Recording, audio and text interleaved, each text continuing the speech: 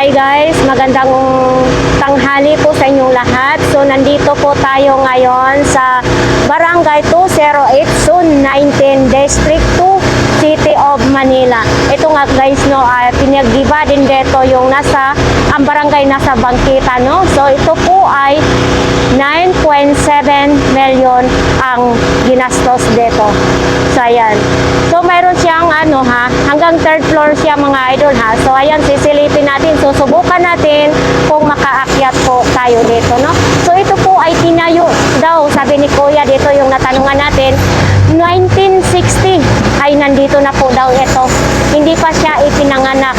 Nakatayo na po ito ditong Barangay Hall, no.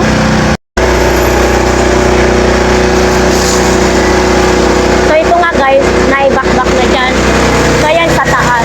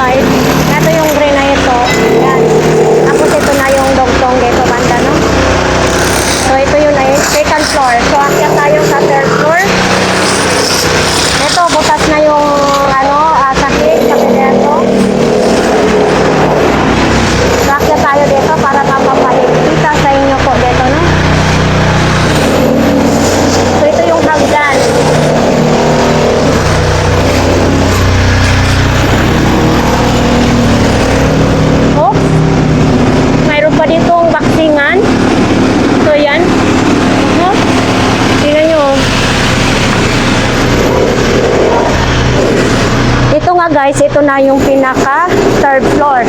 So, ito mayroon tayong nakita ditong magbabaksingan. Ayan sa likod ko. Titingnan natin ha. Parang, ano ba ito dito sa taas bahay? O, titingnan natin. So ayan, mayroon pang ganito mga idol. Oh. May lamisa pa. Ito yung sinasabi ko na baksingan. Ayan. Ganyan ang baksingan. Ito po yun, nandito po ito sa third floor, no? Ayan, oh. Oh, di ba? Baka may nagbo-practice dito na magboxing. Tapos yun dito. Ayan, ito po yung parang ang ganda ha, pulido talaga. Ito may bintana dito. So talagang nakita natin na napaka-fresh dito, no? Yan, ito daw yun mga idol ha. Ito yung 9.7 million ang ginastos dito. So nakatayo ito dito ay 1960 pa. Ito daw yun yung kulay green ha. Tapos yung dugtong, syempre bago lang daw yung dugtong.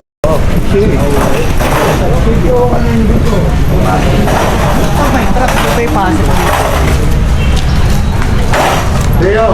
Yeah.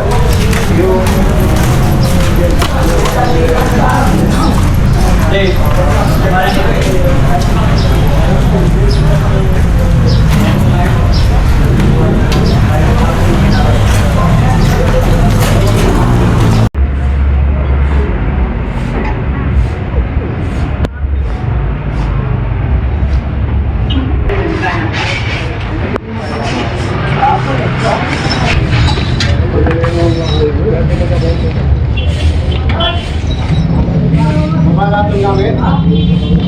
Ah, hoy! Baba lahat? Oh.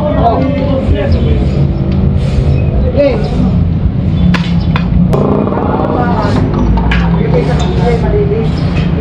Malaki po. Hindi ka makakapasok eh. Ha? Hindi ka makakapasok.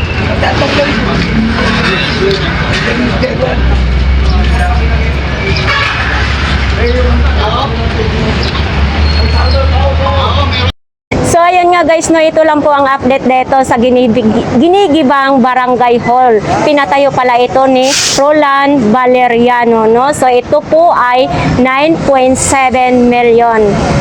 Yan, alam na natin po yan. So ayan, marami pong salamat sa ating mga viewers dyan. Sana patuloy nyo suportahan ang ating YouTube channel.